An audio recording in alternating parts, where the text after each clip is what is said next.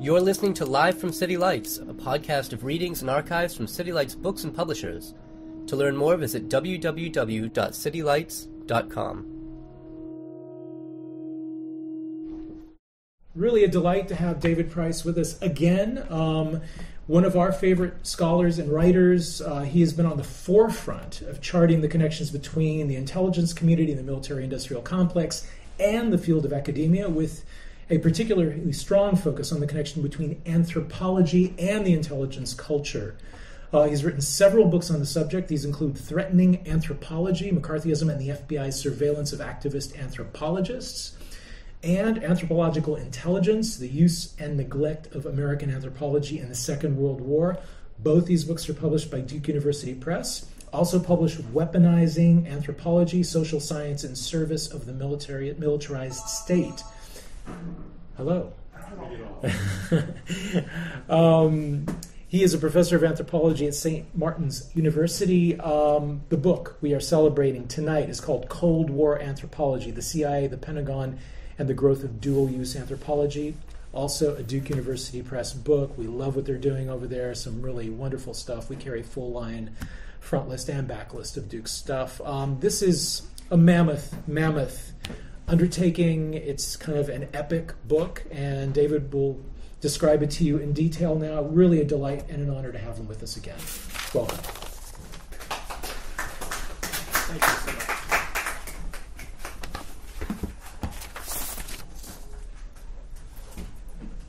It's great to be back here. I'd like to talk tonight about the book, how it came to be, the themes that show up in it, talk about how I wrote the book and what I learned in the process of doing it. How I wrote this book is I started off, as far as I can tell, 22 years ago, working on this. And along the way, out came 3 other books that weren't this book in the process of trying to write this one. So my interest in this came out of my early involvement in field work. I started off first as an archaeologist working in the Middle East and then in the Pacific Northwest.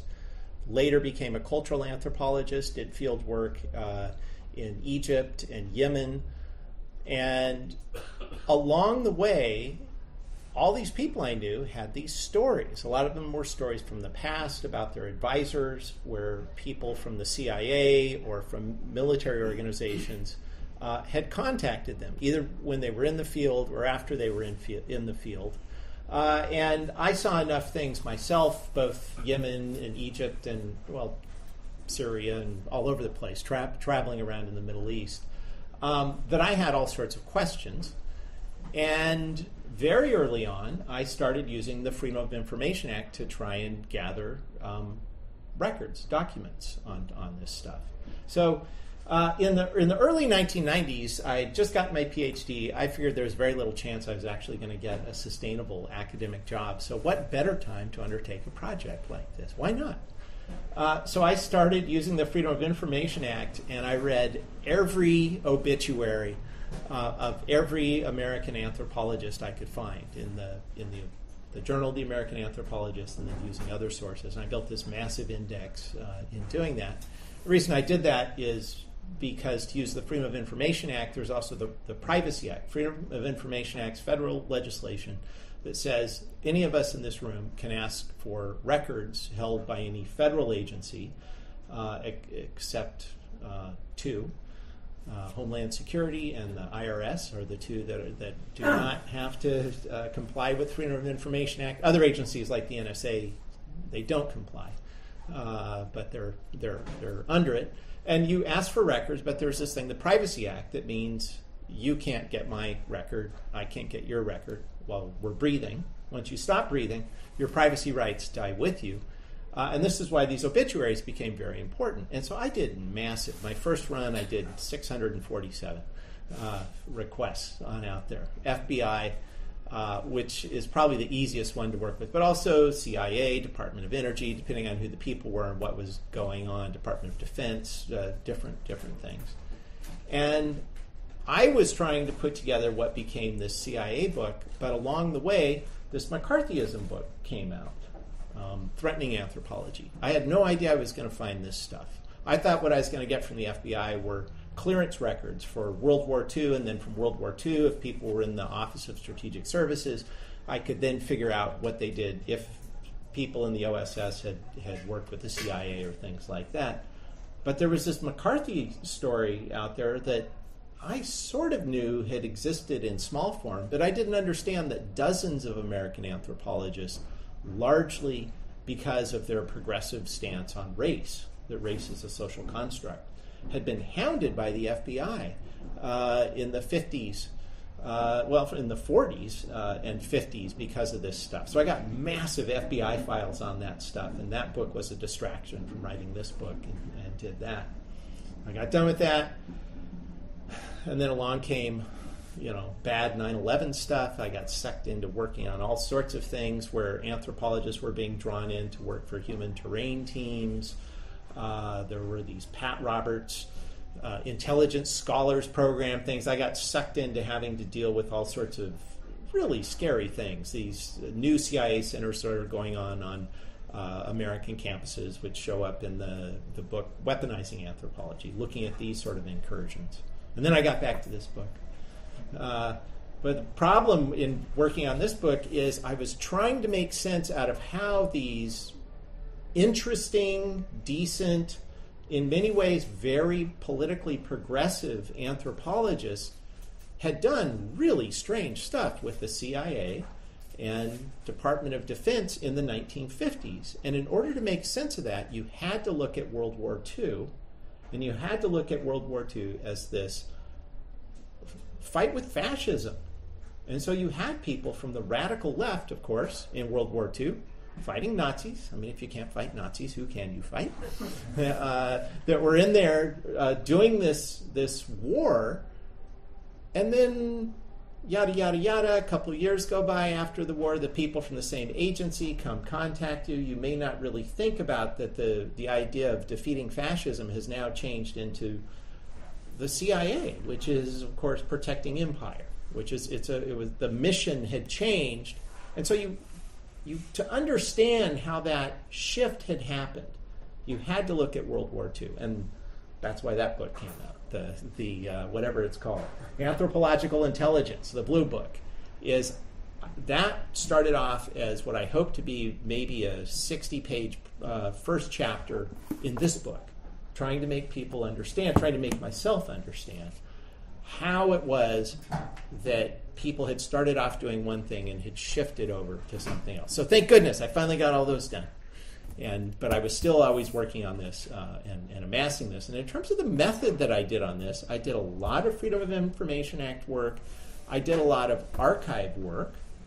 And almost none of this was funded research. I'm a big advocate of doing unfunded research. The freedom there are, of course, drawbacks with it, right? We don't need to get into those. It turns out no one's paying you for it if you're doing it. But there are lots of ways to do it. And the primary way, I used archives at Yale, Columbia University, a lot of stuff at the National Archives, a lot of stuff at Smithsonian, good archives all over the United States. And I mostly would get invited to campuses to give talks. And when I got invited, I'd say, give me 3 or 4, I don't care about the money, give me 3 or 4 days more, because there's stuff I want to do in the archive. And so I would use those to mine into the archive, and if I found something good, I'd get myself invited back. I wouldn't insult someone at dinner, so I could get invited back to go and do that stuff. And it's turned out to be a great way to do this. If I go to a conference in a town, I stay an extra few days and do this sort of stuff. So there's ways it can be done. I'm not opposed to getting funded for research. It's a fantastic thing. We should all be funded for research. But early on when I was starting to do this, I was applying for all these grants. I wasn't getting them, and I was wasting months doing it. So I just said, I don't care. I'm just going to do it.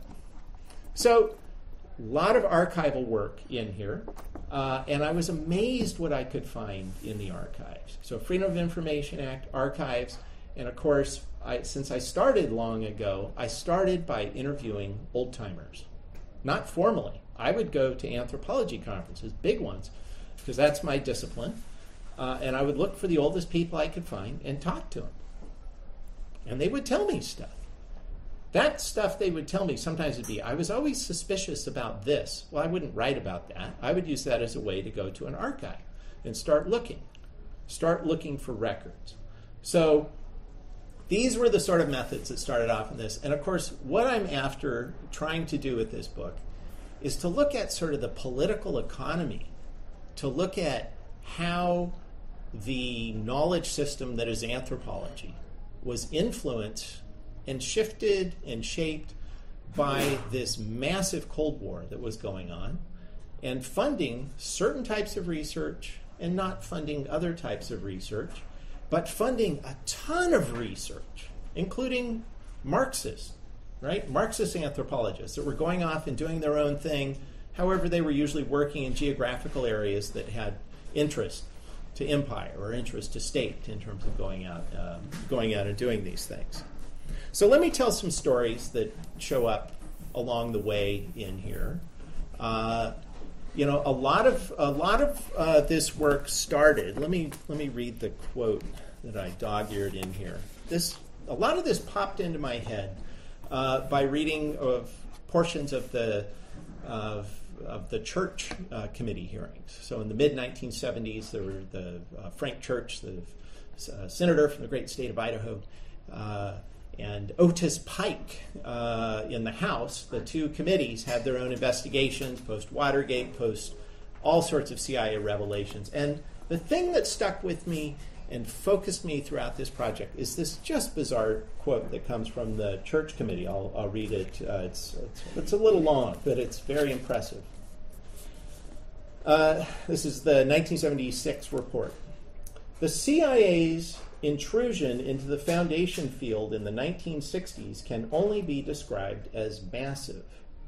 Excluding grants from the big three, Ford, Rockefeller, and Carnegie, of the 700 grant over $10,000 given by 164 other foundations during the periods 63 to 66, which was it's not that it didn't happen in other periods, that's the section of the report they're looking at. Out of 700 grants given by 164 foundations during this period, at least 108 involved partial or complete CIA funding. More importantly, CIA funding was involved in nearly half of the grants of the non-Big Three foundations made during this period in the field of international activities. In the same period, more than 1/3 of the grants awarded by non-Big Three in the physical and life social sciences also involved CIA funds. And the quote goes on to some extent. So starting with this quote, in doing my research, one of the things I did is by 1967, we'll round off at about 30. There were about 30 disclosed CIA foundations. These were foundations that had names like the Human Ecology Fund, or the Asia Foundation, or the Fairfield Foundation, the Price Fund, which I always like the name of that one. They were very legitimate sounding and so on. And best guesses are that most of the people funded by these had no idea that they were CIA. Some definitely did. Some absolutely did. So one of the things I did when I started, archives were not, the indexing for them were very rarely done in some sort of computerized way where you could cross-check them. But as of about 10 years ago, you could go to an archive, go to the Smithsonian's National Anthropological Archive, which is a fantastic archive, and you could go in and you could put in Asia Foundation. And you could figure out who they funded, which is what I did in here. Looked at who was getting funded, what were the sort of projects they were doing, what were these different things that were going on. So that was part of what I did in terms of putting this together.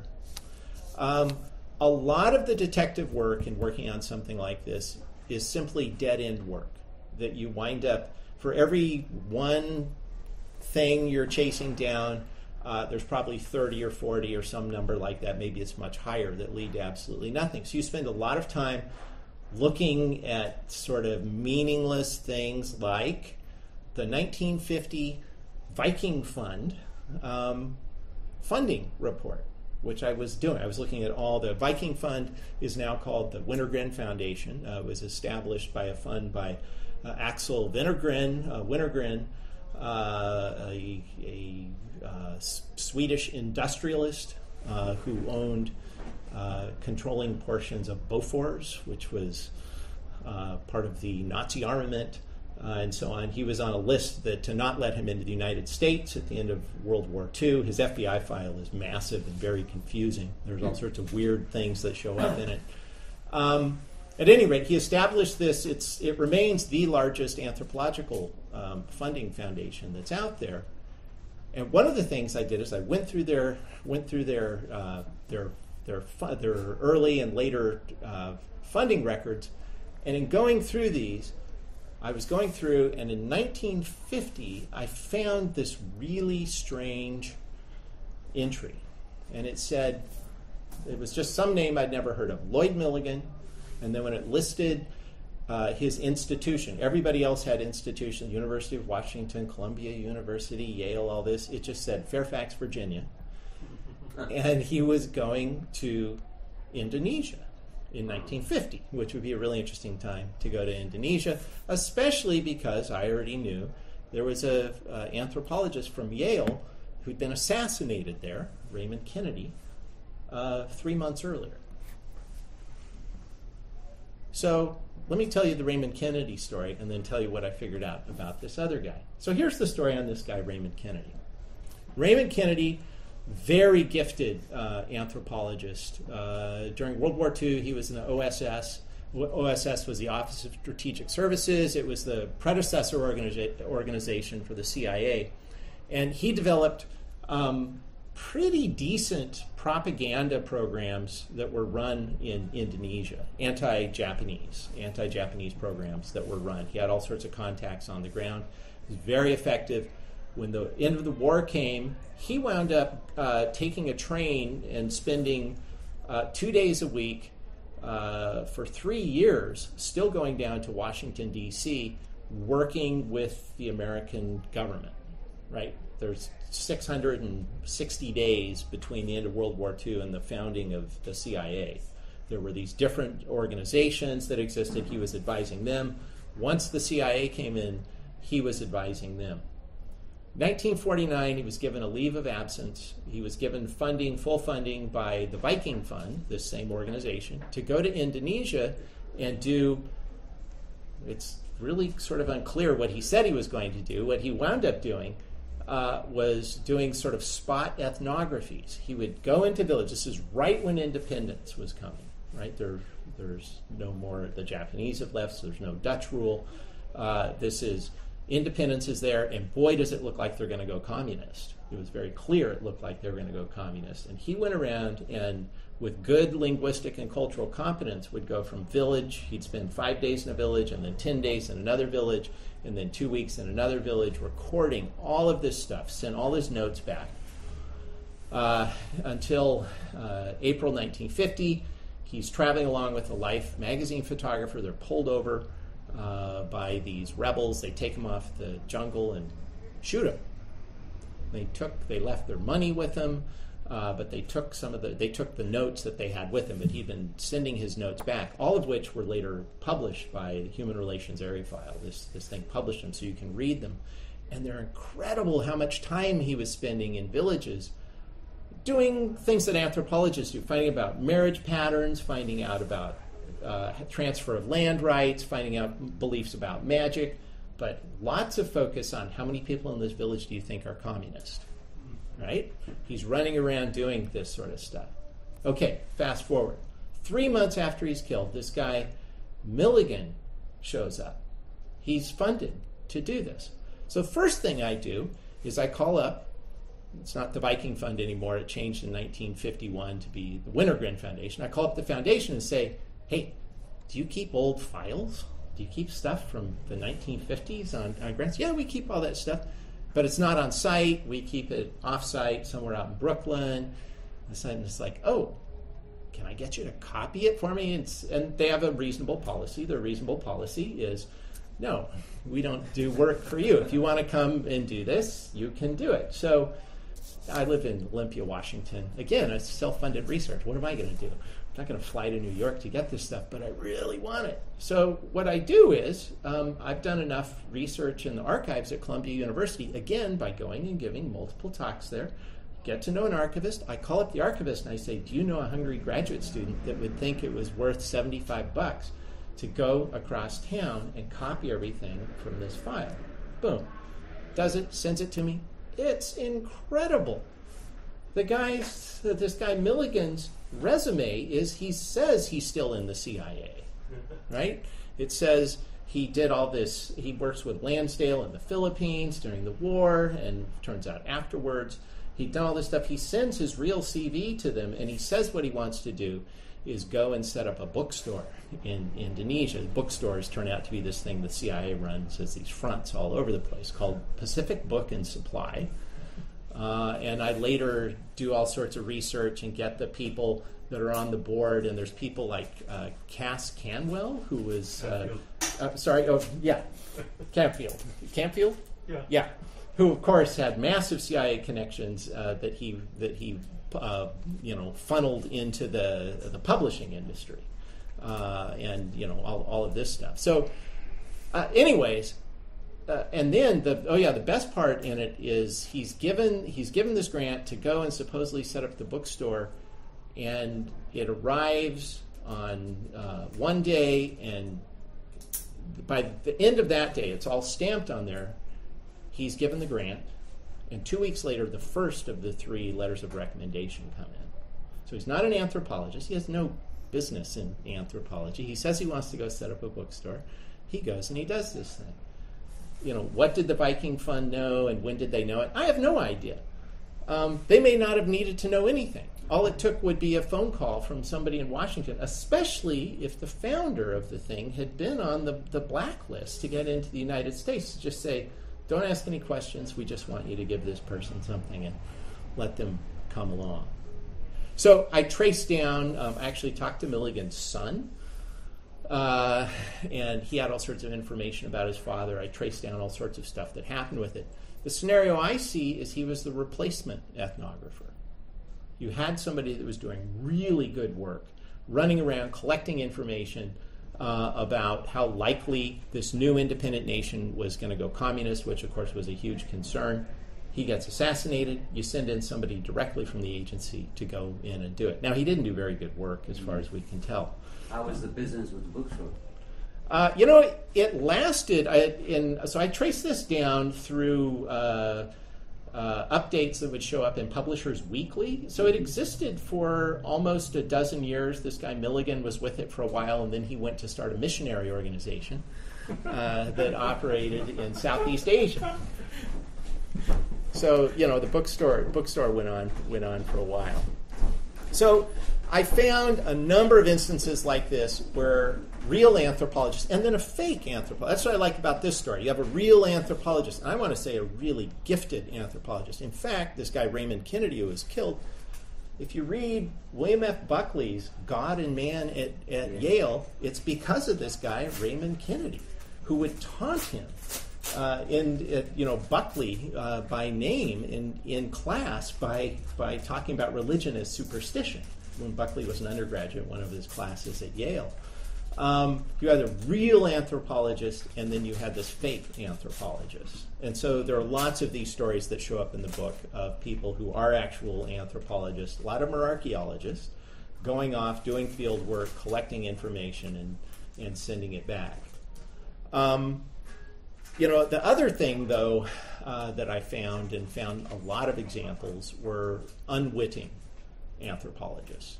So this quote that I read from the Church Commission hearings, I think the majority of anthropologists who ever touched CIA money had absolutely no idea that it was. They were people who were interested in working in geographical regions and asking questions that were of interest to them.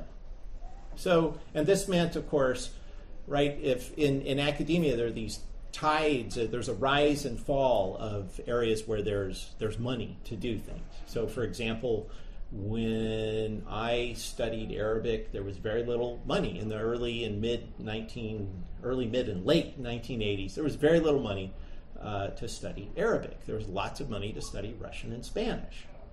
Right? If you think about what was going on in Central America, if you think about the Cold War concerns with Russian and all of these sorts of things, and of course now it's switched. There's much more money to study, these so-called strategic languages that are out there, whether it's Pashto or Urdu or Arabic or Mandarin or whatever.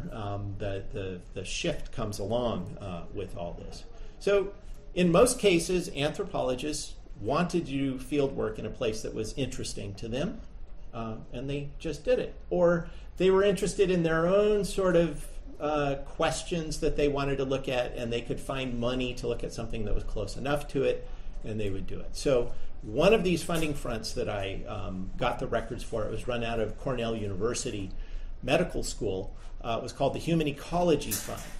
And it was also called the something society. It had a couple names. It was the something society for study of human ecology. I'll just call it Human Ecology Fund, which was started by this guy named Harold Wolff, who was a neurologist and was the authority on migraines. So he was a pain specialist. In fact, he had treated Alan Dulles' son after Dulles' son had a significant head trauma in the Korean War. This is how Dulles met Wolff. So after 53 or 54, the CIA says, look, we want to find out all sorts of stuff about interrogation.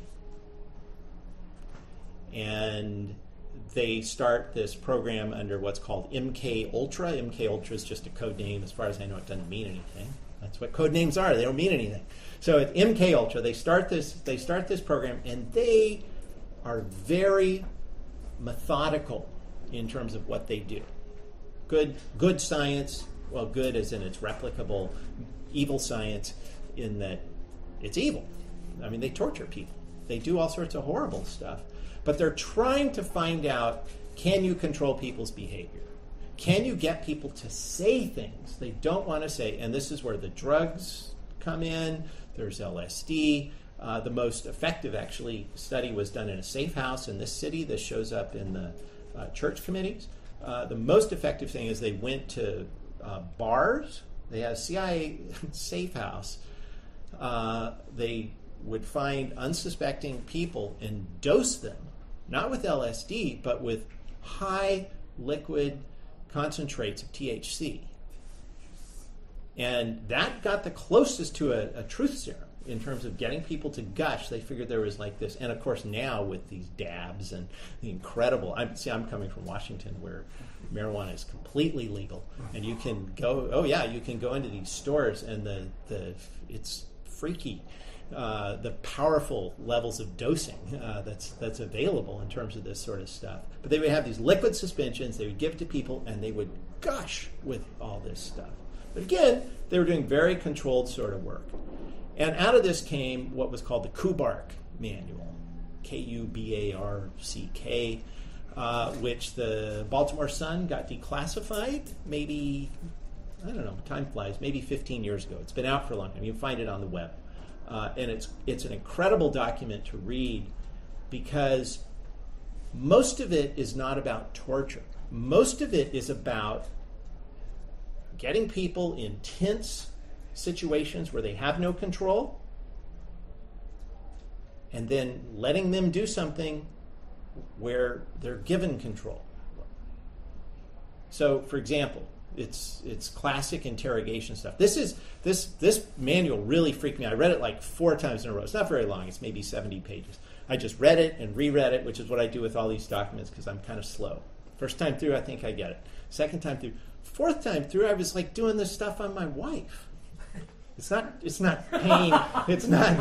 It's you answer absurdly. You do this sort of stuff, and then you get a reinforcement. You act reasonable, and then the person will sort of change what they're doing. It's this behavior modification sort of stuff. And it's the classic thing of having the person be in this hopeless situation and giving them hope. And they give you what they want, and you reward them. I mean, that's most of the philosophy that goes on there. It's about stress. And boy, did the CIA understand that stress is not culture-free. Just like pain is not culture-free. Mark Zubrovsky, gosh, another famous San Franciscan, was he'd been a Soviet doctor. He was actually involved in the assassination of Trotsky in this pretty direct sort of way. He was the one that placed Mercator, the guy who did the job, in the household when it happened.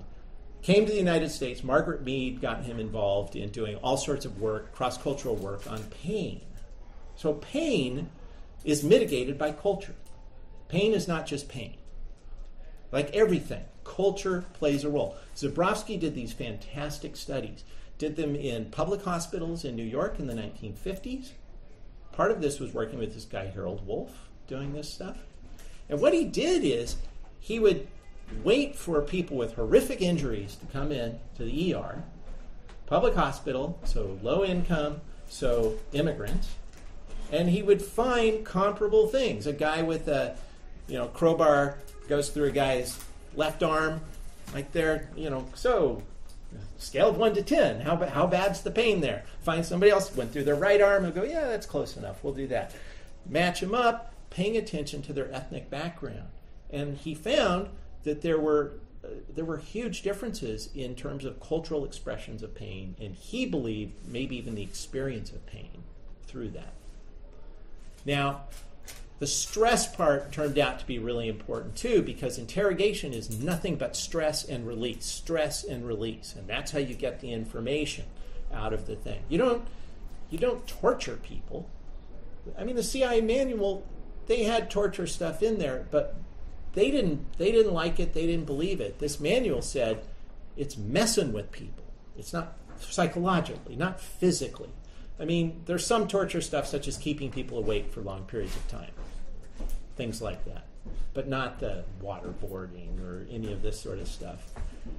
Now, I found when you go through the records of the Human Ecology Fund and look at what they were funding, a whole ton of it was all about stress, looking at different parts of stress. There were also these weird psychological scales. They wanted to be able to read people's body language as if it were a universal thing, so they could see if people were lying to them. They tried all this stuff, but there's no way it could work. But the stress stuff was really good, and I found several anthropologists who'd been funded to work on stress research.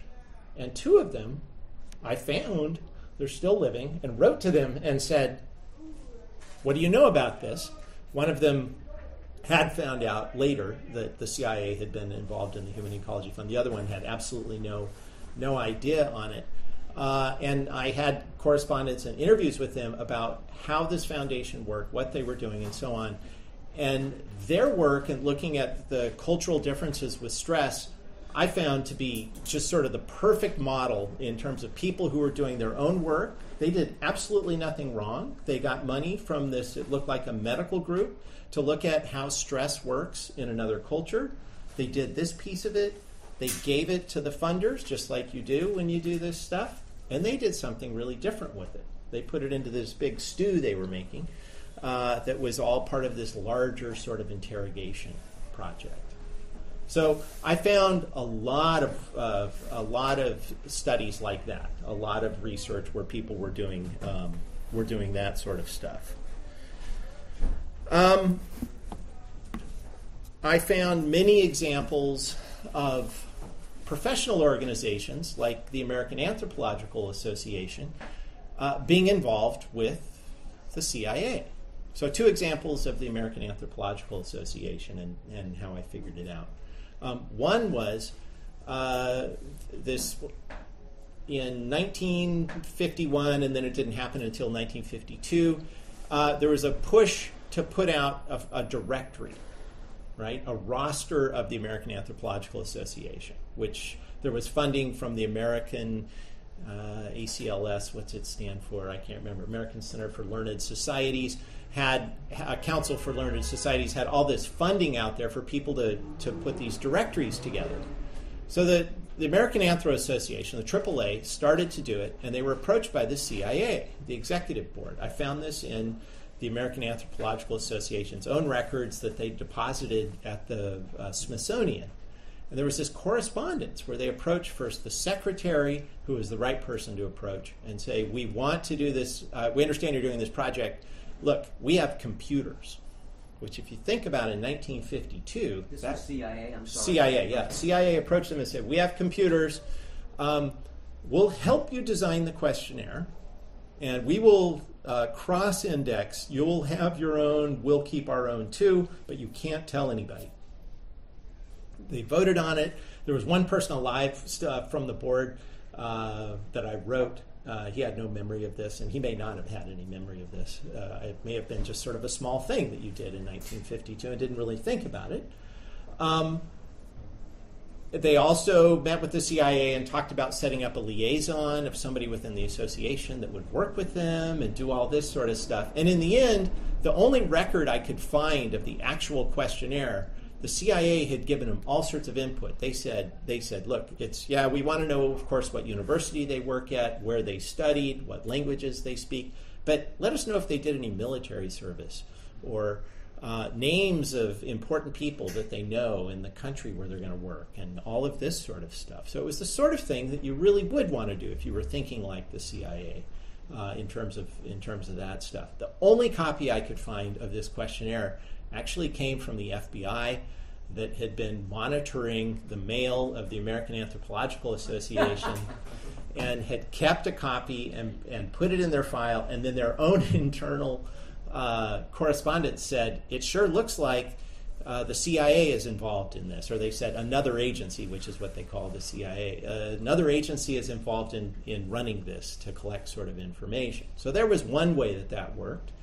The other thing I found was the Asia Foundation, which which still exists today, and does not and no longer receive CIA funds, but from its founding in 1951 until 1967, when the New York Times disclosed that it was a CIA operation. One of the things they did, and I'm working on a project where I'm going through all the records I can find on them and sort of doing an autopsy of them as a funding front. In 1967, after that it got exposed in the New York Times, in the American Anthropological Association's papers, the board is freaking out because from the mid-1950s up until then, the American Anthropological Association got a free, well, not free, it was $1 for 2 years, a membership with all subscriptions for any student or professor from anywhere in Asia to belong to the American Anthropological Association, was paid for by the Asia Foundation, the CIA front. And they didn't know. No one in the association knew. There's absolutely no way they would have known that this was CIA. Once the cover was blown on it, there's all this correspondence back and forth between the board. People say, whoa, we need to pull the plug, we need to do that. And they're going, yeah, we need to pull the plug. And then they figured out they hadn't been getting their checks for the last, 2.5 years, 3 years. And so they're getting ready to pull the plug, and I mean, I understand that. I'm a human being. I could see that. It's like, okay, could you pay me first, and then I'm gonna do this. So they're going back and forth. Some of them say, no, we don't need that. We don't. They actually were flush. They're going, look, we don't need the money. Why would we do that? They write them. They're going back and forth, and then the Asia Foundation writes back and says, yeah, we can cut that check. By the way, for 3 years, you haven't sent us the detailed list of all the students and professors, and some of which they would meet them at conferences, they would pay for them to come to the United States, they would do all of this sort of stuff. By the way, we can't give you that money until you give us those old lists. And there was this hand-wringing back and forth, and then they did it. In the end, they sent them the list of these people, and those lists exist in the records. I didn't get into publishing them in here because I saw more bad than good coming from that. But I did write to a bunch of the people who I could find and ask them for their memories, and heard back from no one in there. And it may just because I have no memories from it in there. So there were a lot of these different ways that this stuff came together. Let me work towards wrapping this up and go to some Q&A. The last part of the book looks at this moment in the 1960s into the 1970s. So I start at the end of World War II and end basically with Vietnam. And in the 1960s, 1964, 1965, there was this moment where there was this thing called Project Camelot. Project Camelot was a counterinsurgency operation that was Department of Defense. It was classified. Didn't really get off the ground. It was run out of this outfit at American University that went by the name of SORO, which I'm going to forget what it stands for. I could look up the acronym, but I don't care. Something. Anyways, it said SORO had run this thing, and they'd been running all sorts of these things. And what a counterinsurgency program is, it's a whole series of ways to stop a rebellion, to stop an uprising, to stop a democratic movement that not of your liking. And this was a time, it's much the same sort of arguments you're seeing now with this sort of big data stuff that's going on in the military, that if we could do this in the right way, we could co-opt it from the inside and we could do all this. And plans of this got leaked in Chile, which had a very left-leaning government at that point. The whistle was blown. This whole thing blew up. And American anthropologists, including American anthropologists who'd done far stranger stuff during World War II, freaked out. The American anthropological community said, absolutely not. This is not what we're here for. And Ralph Beals, professor of anthropology at UCLA, was appointed by the leadership in the association to take a year and write this long report looking at the complicated issues that arise when anthropology and military and intelligence stuff is sort of mixed together. And he was a really interesting choice because he had a radical left background. He was from here in the Bay Area. His mom had run for some sort of, it was a city position either as a communist or a socialist. His brother was a well-known communist. He had his bona fides. And he wrote a really good report. And he took this year to do it. And the most interesting thing I found in going through his papers at the National Anthropological Archives is this great woman anthropologist, Elizabeth Bacon, who had been sort of an itinerant anthropologist. She'd studied at the Sorbonne, she'd studied at the best schools, but she moved from university to university every, 3 to 5 years or something, I think because she was a woman in academia in the post-war era, right? It was, not that it's an easy place now, but it was impossible then. Anyways, during World War II, she had worked in Kazakhstan, Afghanistan, and Iran before World War II. She was big time in OSS during the war. After the war, she didn't want anything to do with it. And she wrote Ralph Beals, and I have a lot of the correspondence in here, these long correspondence talking about how it worked. She goes into great detail saying, well, people come back from doing field work, and the CIA shows up in your department, and they says, what did you see? How did this work? And so on. And so there's pages and pages and pages that are very good. And this is before foundations were being exposed. This is in 64, 65. And it's not till 66 and 67 that all these funding fronts are exposed. And there's a part in there where she identifies, I think it's 7. She goes, here are 7 organizations that have to be CIA fronts. 4 of them are direct hits. The other 3, maybe. She may have been right, but it was never really established and so on. But this becomes sort of the movement in terms of, anthropologists and military and intelligence agencies, of course, is the Vietnam War. Counterinsurgency operations in Thailand, in Vietnam. It's a long, sort of complicated story, but that's where I end the book is looking at that and how the association came together in very conflicted ways, but confronted this sort of co-opting by military and intelligence organizations. Which brings us up to the present, which is it's a whole different situation. My take is they're not really needing to hide what they're doing. And in some sense, we may have been better off with this horrible system I described in here, because people were at least left to do their own work that these hidden forces would come and steal from to cook the stew that they were going to cook out of it. Whereas now, it's very open. We have these programs that are like the Minerva, the Minerva Foundation, which is this military grant thing where it's military funding. They act like it's the National Science Foundation or something like that, but you're supposed to be working on things like facial recognition, to identify the face of evil. You're supposed to do these textual analysis to work on very focused and very specific programs. I'm really troubled by sort of the shift from this sort of really bad and wicked program to the even worse program we have now, where it's very clear and very open that people are supposed to be molding their scholarship to fit the needs of state.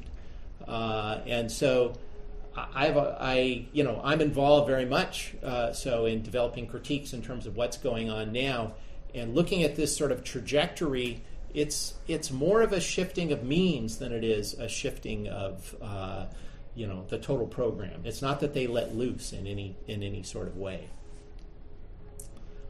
On that hopeful note, I guess I'll end and do questions and answers on any of this or other things that occur to you. Please. On the mechanics of freedom of information, does it cost anything? Do you have to specify what you're looking for? Do you have to pay for what they send you? It's very easy. You need to write a letter, and I'm happy to give you my email, and I can send you a basic startup kit. You send a very simple letter to a agency. So you have to identify, this is all federal, so not state or local. There are sunshine laws for state and local municipalities. California's are actually very good. But for the Federal Freedom of Information Act, so you write to, we'll say, the FBI, and a very typical one I'll do is like, I want any and all records on, and then I name a person, and I give them just 2 or 3 lines so that they know who this person is. Like, for example, I don't know, I can't remember when he died, year or two, great anthropologist Sidney Mintz, who did fantastic work, and I know was very much from the political left, so there will be FBI files that'll be there. So I would like all the files on Sidney Mintz. This is his birth date. This is when he died. Attached is a copy of his obituary from the New York Times to help you identify him and to prove that he's dead. That's it. You send it off. There's no cost. There's no cost for the first, I can't remember, it's about 350 pages, which is pretty big. Beyond that, their costs are reasonable, like 10 cents a page, I think, but they can add up. Like the biggest one I have outstanding, I had, which was it, Dan or Phil Berrigan, who just died? Who just died? Dan. Okay, Phil. Then Phil's, which I asked for, was 30,000 pages.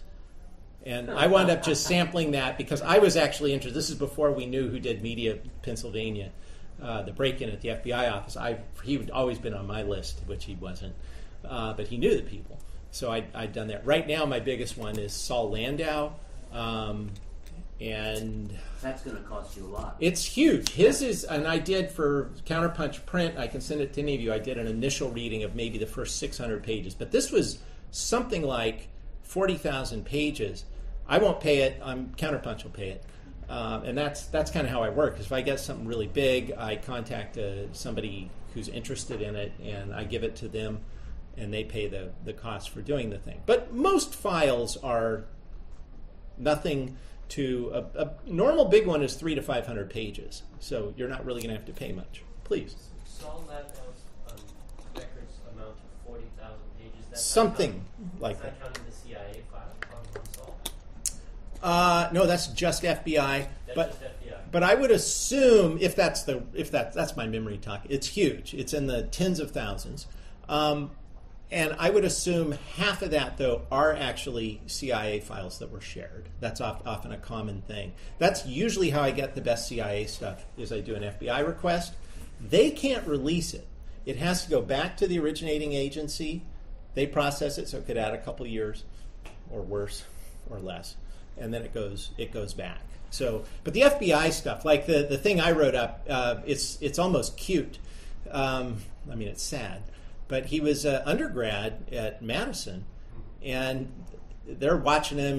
There's wars between the Sparts and the other lefties on campus. It's the same old stuff, but it's early. It might be, I can't remember.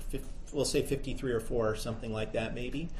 And then they have the surveillance car outside the Soviet embassy in Washington, D.C., and it's like the NAACP conference or something, and they see Saul Landau's car with him, and I think 2 African-American males go in for a half hour and come out in maybe 1956 or something like that.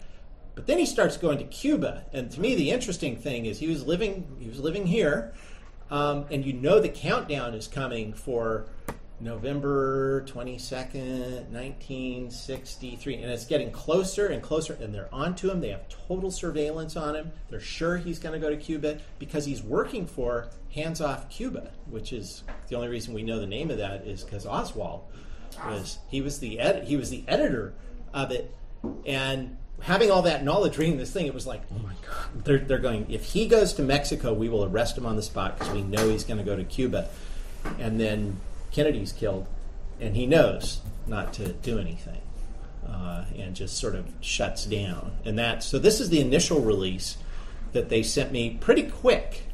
I mean, it was within a year or something when I first got it, but there's a lot more. And yeah.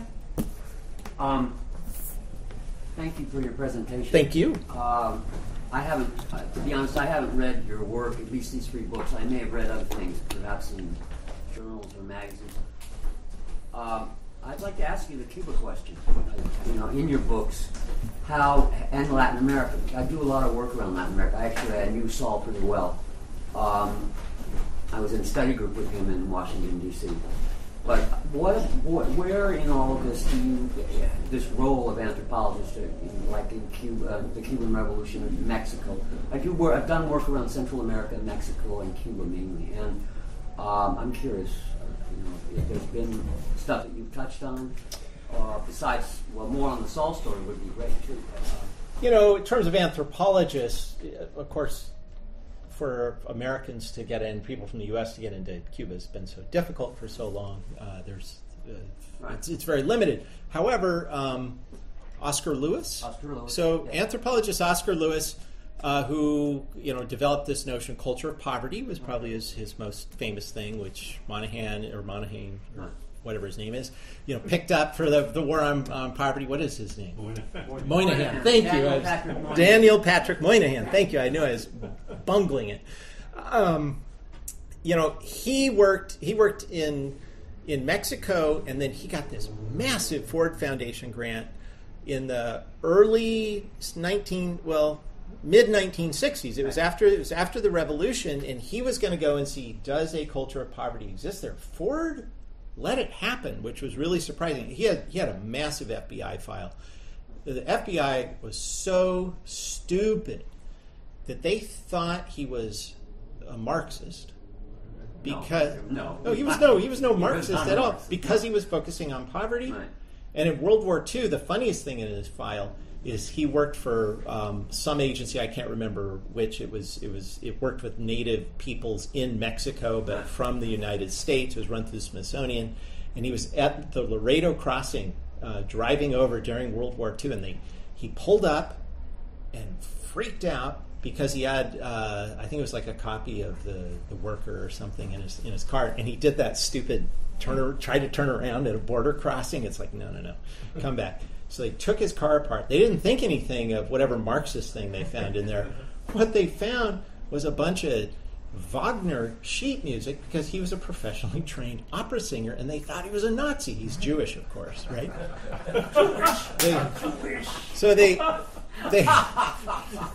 They thought he was a Nazi, and then they thought he was a communist, and they couldn't figure this stuff out.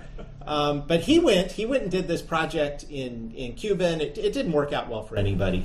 He wrote a sort of muddled report later that was somewhere out there in the middle. It was called Four Men or something like that. Yeah, Four Men. Yeah. And I mean, there is this. That's a whole other thing. Yeah. Could I get your impressions about the creation of the public image of ISIS, or ISIL, and how it ties into the demonization of Islam at large?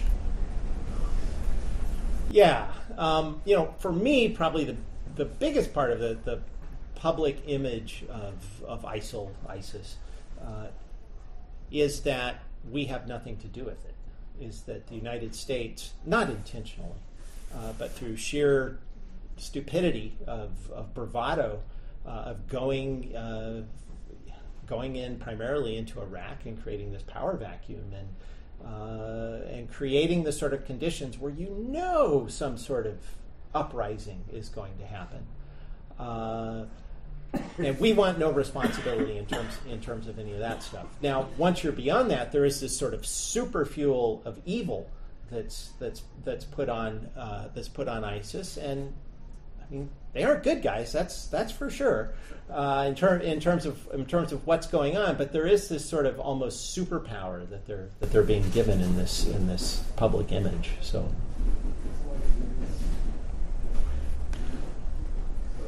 Please. Yeah, I'm remembering a book.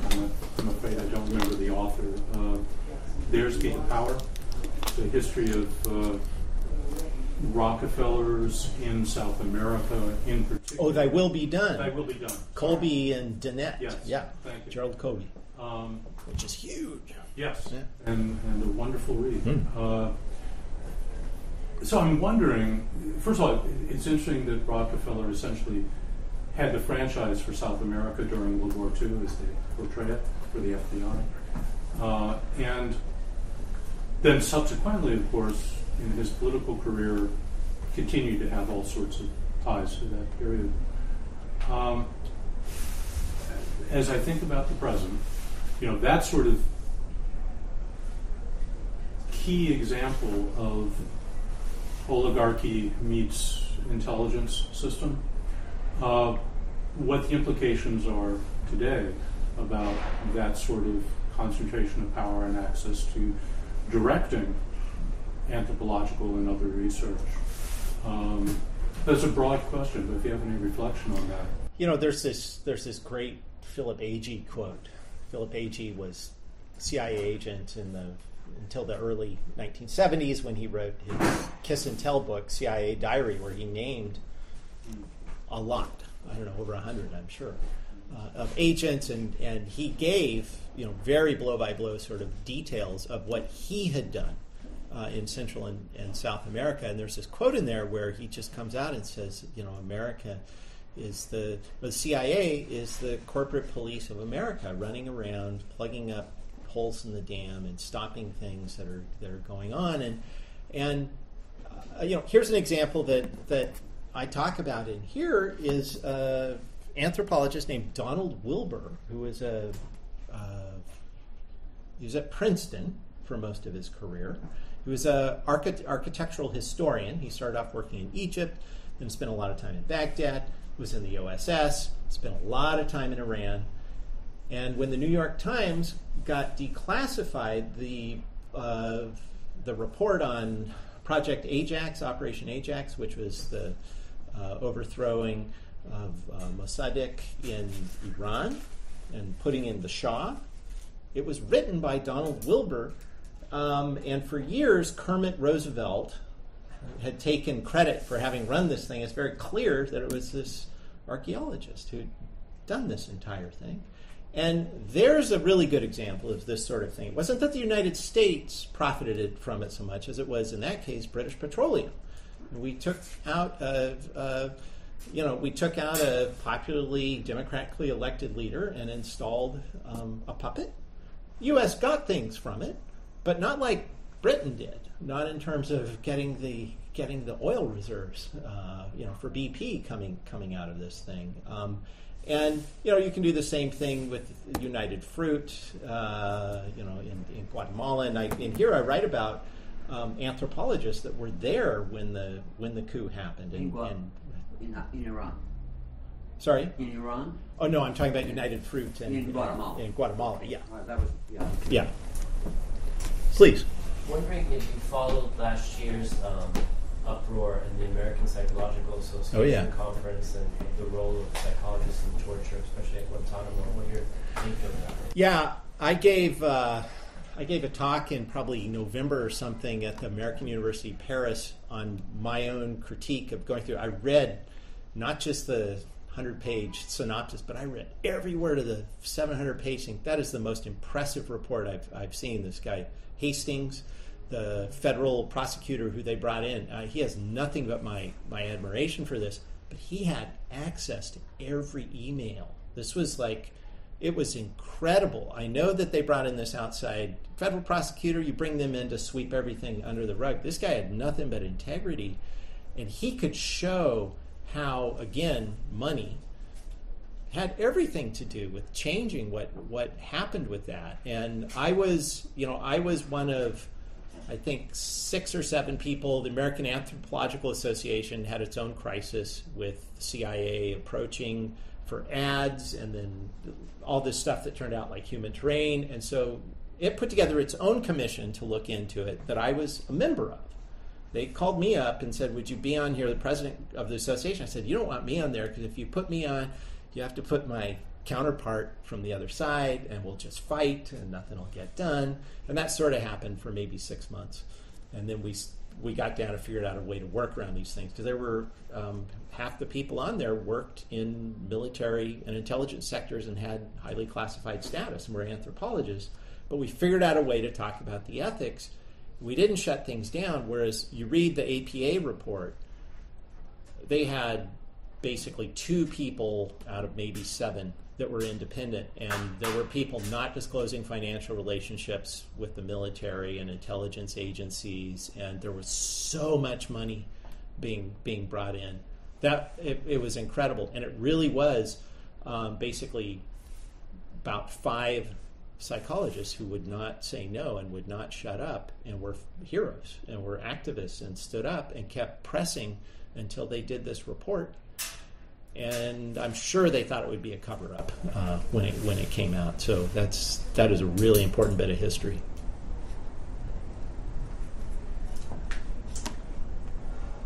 Could you sketch a little bit how Donald Wilbur pulled off most of that thing? Well, a lot of it was it was a very small operation. It was and again, if you look at in the history of the CIA, people will look at how the Bay of Pigs happened, which was a disaster, of course, didn't work, and they'll look at Guatemala and they'll look at Iran, where they had all these minority reports saying, "Don't do this. We don't have enough people. It can't work." And then they'd all work, and they got cocky, and then they heard the same stuff with Bay of Pigs, and they marched in and had this disaster. The thing, Donald Wilbur's report is interesting because he had been in Iran so long, he had so many contacts from doing field work. I mean, he went there for years, would go there every year, and they were able. It was essentially a very quick palace coup. They didn't have strong, military government in place to sort of protect themselves, which is very different with the Bay of Pigs situation, of course, because it was very popular, and they'd had an armed insurrection, so there was enough of a military that was standing. I mean, that's usually what most analysts will do back and forth. But the report he wrote up is fascinating because it's very calculating. There's a group that was called the Princeton Consultants. And I write about them in here and trace down people who are in them. There are several anthropologists who were in it, which met from, I think it was started maybe in 1950, and it went on up to the 60s, and it was largely Princeton professors. They would go to this hotel. The hotel's still standing. It's just kind of cool inn. I was in Princeton in March doing some stuff there, and I went and checked it out, and the building's still standing. But they would go, and the director of Central Intelligence or the president would give them questions, and they would have a seminar and answer these. And they would do things like they would make projections of things. And the Iranian Revolution was sort of an outcome of this, where they got all these smart people, and they were smart people, and said, what do you think? What would happen if we tried this? And they would play different scenarios. So it was very calculating. It turned out it was, in the sort of realpolitik, I suppose some version of smart. Evil. But smart. But I mean, it worked, is all I mean to say. Yeah. Please. I know Gregory Bateson wrote and reflected a bit about his OSS experience. You mentioned Margaret Mead. I'm wondering if you have a perspective on the Macy Conferences. I know that there was some subsequent Winter Grant funding for some similar things, but sort of what role there may have been with that, and if you can trace that lineage forward any. So with both Mead and Bateson, yeah, I write a little bit in here about the Macy Conferences. So the Macy Conferences were external foundation stuff where like early cybernetics work was done, very creative stuff, and there were all sorts of CIA people that were flowing throughout those. And Mead and Bateson were parts of these. I dug as well as I could into it. I couldn't get anything sort of beyond those sorts of descriptions in terms of look at the other people who were there. But both Mead and Bateson, probably I think more Mead than Bateson, were really, Mead liked the celebrity sort of status. If there was anything that was going on like that, she would be part of. She was also part of, and I write about that in here, the Salzburg Conferences, which I was just listening, driving way too many miles today. I heard something on NPR in driving that something was being sponsored by the Salzburg Conferences still. I knew they still existed, but it was sort of creepy to hear that. So Salzburg Conferences started in the 1950s by just a couple of undergrads at Harvard. It may have actually been the late 40s. Central Europe was still decimated, and they would go to Salzburg and they would gather young intellectuals, people who they would hope would become leaders of other countries. And it was a mixture of people like Margaret Mead or Clyde Kluckholm, these anthropologists, and some full-on, and Henry Kissinger types, and some full-on, really creepy sort of people getting into these discussions. So Mead was often part of those sorts of things. Anything later than the 50s into the 60s? For Mead and Bateson? Well, Bateson... I guess I'm wondering about this. There's a celebrated story of the Macy Conferences in some ways, and then there's a bit with Winter Grant, and then not nearly so much public connection with the agencies, but Society for General Systems Research and others still flourish. So yeah, I don't really know the later story on Macy. Question, comment? I think that there's still a Salzburg program. Right? Does the Salzburg program still run now? Yeah. Okay. Yeah. Yeah, because that was what I heard. I mean, I heard they were sponsoring something I was listening to on the radio coming down, and I'd looked them up a couple years ago and figured out they were still going. Very strange. Yeah. I don't really have a question about that. Yeah. I guess I'm a little bit more still interested in. What happened to where was the left? Like, what was anthropology's relationship to the left during this era? Was it really sort of repressed and submerged, but still there, or that would be the McCarthyism book. There was warnings were put out very clearly. I mean, I look at the McCarthy hearings as a public humiliation ritual, and there's a lot I think the public doesn't really get about McCarthyism, and I think probably the most important thing is the Republicans should not take the blame for creating it. It's certainly the Democrats, because after Henry Wallace, right, former vice president, ran as an independent third party, and people did that same, Nader cost Gore the election, Gore who couldn't even take his own state. This same sort of thing. Imagine if Gore had won the sort of payback that would be for every federal employee. I mean, it's essentially what happened with Truman. Any federal employee who had backed Wallace in the Truman scenario of that, they were on these loyalty things. They would find all the groups they belonged to, which were these fellow travelers sort of groups that were working on things like racial equality and all of this sort of stuff. It was this massive sort of payback. So Democrats started it, and it was perfected by the Republicans. So I mean, and so sort of what was happening with the left is, boy, there was a lot of left out there. And in the McCarthyism book, I mean, I tell the stories of, in some detail, of a dozen anthropologists who were hounded out of the discipline in some sense. Some of them crawled off to lesser universities and did what they could. Some of them, this guy Richard Morgan, which is a name none of us know but should, was this University of Chicago trained PhD that was Ohio State University, and he'd been teaching in the basement of the Ohio State Museum. It was basically a GED class for African Americans, and the racist director of the museum found out about it and went after him. And it's the same. I mean, there are a whole bunch of stories, and it's all race. It's all about race.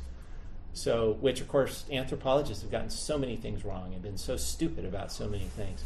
But since 1904, we've known race is a social construct.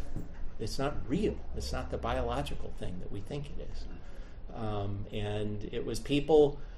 The FBI didn't even go after people who were socialists, and they knew they were. If people like Leslie White, who was a member of the Socialist Labor Party for 20-some years, but he wasn't an activist. They went after people who were activists and did this. So the left was there. They just had the bejesus scared out of them by all this McCarthyism stuff. It's interesting to watch Black Lives Matter being demonized now in the same way that the Black Panther Party was. Yeah. Oh, yeah. Same trope. Sensible. Yeah. Book signing. Thank you. Thank you for coming. Thanks for listening to Live from City Lights, a podcast from City Lights Bookstore and Publishers. Our theme music was provided by Axolotl. All City Lights events are free. To see upcoming events at City Lights Bookstore in San Francisco, check out www.citylights.com/events.